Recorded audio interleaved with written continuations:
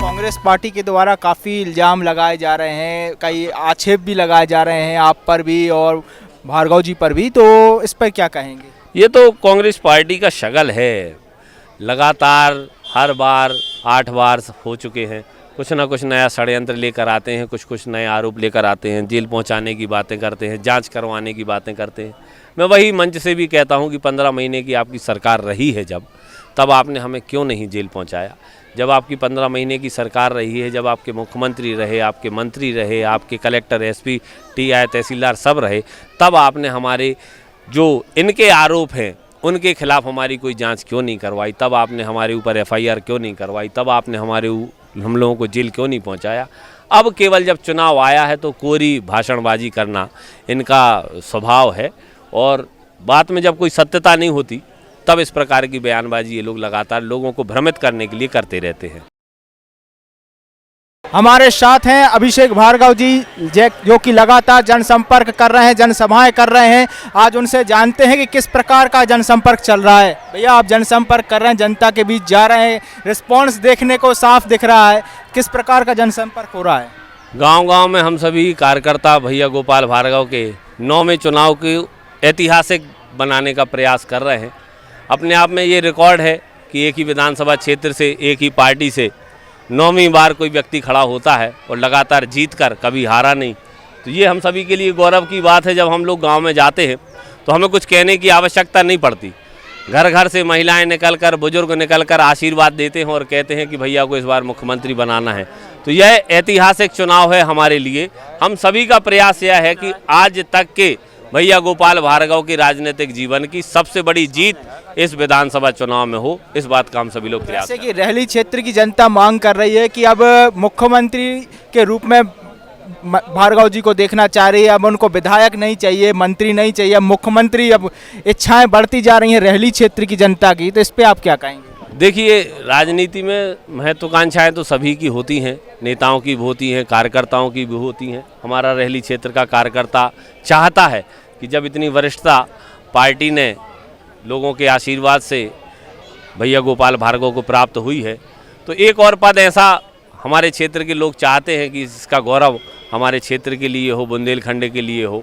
तो हमारे क्षेत्र के लोगों का यह विश्वास है कि इस बार जब भारतीय जनता पार्टी की सरकार बनेगी और वरिष्ठ नेताओं में जब भैया गोपाल भार्गव सबसे आगे हैं और रिकॉर्ड मतों से जब हम उनको यहाँ से जिताकर पहुँचाएंगे, तो निश्चित रूप से सभी रेहली विधानसभा क्षेत्र वासियों का यह विश्वास है कि निश्चित रूप से प्रदेश की मुखिया की तैयारी हम लोग करेंगे। जैसे अभी रेहली क्षेत्र में एक काफ़ी चर्चा चल रही है कि कांग्रेस के कार्यकर्ता जो कि घटना में जख्मी हुए, उनके इलाज के लिए भी आप आगे आए, उनका इलाज भी आपने ही कराया, उनके लिए एम्बुलेंस की व्यवस्था आपके द्वारा कराई गई, तो इस पर क्या कहेंगे आप?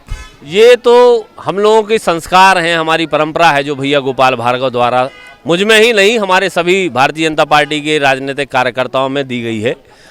कोई भी हमारा कार्यकर्ता कहीं भी इस प्रकार की किसी दुर्घटना को देखता है तो वो पार्टीगत भेदभाव नहीं करता। मैं ना होता, हमारे कार्यकर्ता होते, उनको वहाँ से उठाकर तो हमारे कार्यकर्ता ही लाए थे। बाकायदा वो कांग्रेस के झंडे, दुपट्टे वगैरह पहने हुए थे, लेकिन हमारे कार्यकर्ताओं ने ये नहीं सोचा कि ये हमारे विपक्षी हैं, ये हमारे विरोधी हैं। वो तो उस समय ज़रूरतमंद थे, तो तत्काल हमारे कार्यकर्ता उनको लेकर अस्पताल आए। मैं अस्पताल पहुंचा और अपनी एम्बुलेंस से उनको हायर सेंटर सागर भेजने की व्यवस्था की। हम लोगों के मन में कभी ये नहीं होता कि हम किसी से इस प्रकार का या पार्टीगत या राजनीतिक द्वेषभाव रखें या कोई भेदभाव करें। हमारी जवाबदारी, हमारा पूरा रेहली विधानसभा क्षेत्र है, चाहे वह किसी भी दल से संबंधित हों, और वह जवाबदारी का निर्वहन हम लोग हमेशा करेंगे। तो जैसे कांग्रेस पार्टी के द्वारा काफ़ी इल्ज़ाम लगाए जा रहे हैं, कई आक्षेप भी लगाए जा रहे हैं आप पर भी और भार्गव जी पर भी, तो इस पर क्या कहेंगे? ये तो कांग्रेस पार्टी का शगल है। लगातार हर बार 8 बार हो चुके हैं, कुछ ना कुछ नया षड्यंत्र लेकर आते हैं, कुछ नए आरोप लेकर आते हैं, जेल पहुंचाने की बातें करते हैं, जांच करवाने की बातें करते हैं। मैं वही मंच से भी कहता हूं कि 15 महीने की आपकी सरकार रही है जब, तब आपने हमें क्यों नहीं जेल पहुंचाया? जब आपकी 15 महीने की सरकार रही है, जब आपके मुख्यमंत्री रहे, आपके मंत्री रहे, आपके कलेक्टर, एसपी, टीआई, तहसीलदार सब रहे, तब आपने हमारे जो इनके आरोप हैं उनके खिलाफ हमारी कोई जांच क्यों नहीं करवाई? तब आपने हमारे ऊपर एफआईआर क्यों नहीं करवाई? तब आपने हम लोगों को जेल क्यों नहीं पहुंचाया? अब केवल जब चुनाव आया है तो कोरी भाषणबाजी करना इनका स्वभाव है, और बात में जब कोई सत्यता नहीं होती तब इस प्रकार की बयानबाजी ये लोग लगातार लोगों को भ्रमित करने के लिए करते रहते हैं। तो अंत में आपसे चाहेंगे कि रहली विधानसभा की जो जनता है उससे आप क्या कहना चाहेंगे, क्या जो वोटर हैं उनसे आप उनसे क्या कहेंगे? मैं तो हाथ जोड़कर सभी जनता जनार्दन से, हमारी रहली विधानसभा क्षेत्र की जनता से निवेदन करूंगा कि वोटों को व्यर्थ ना करें। भैया गोपाल भार्गव का 9वां चुनाव है, ऐतिहासिक चुनाव है और इतिहास में 40 वर्षों में हमें ऐसा अवसर प्राप्त हो रहा है कि हम अपने रहली विधानसभा क्षेत्र से प्रदेश का मुखिया चुनने का अवसर हम सभी को मिला है। तो इस अवसर को हम व्यर्थ ना जाने दें। एक एक वोट भैया गोपाल भार्गव के पक्ष में हम लोग अपने पोलिंगों पर डलवाएं ताकि मध्य प्रदेश की सबसे बड़ी जीत भैया गोपाल भार्गव की हो। और सबसे बड़ी जीत जब हमारी होगी तो निश्चित रूप से भैया गोपाल भार्गव को प्रदेश का मुखिया भी हमारे शीर्ष नेतृत्व को बनाना पड़ेगा। सर, आप जैसे प्रचार में आए हैं रहली में, रहली क्षेत्र में प्रचार कर रहे हैं, तो क्या रुझान मिल रहा है आपको? रुझान जैसा कि यहाँ का नारा बच्चे बच्चे लगाते हैं, सवई भूमि गोपाल की, तो पूरा रहली विधानसभा क्षेत्र गोपाल भार्गव जी के लिए आशीर्वाद दे रहा है।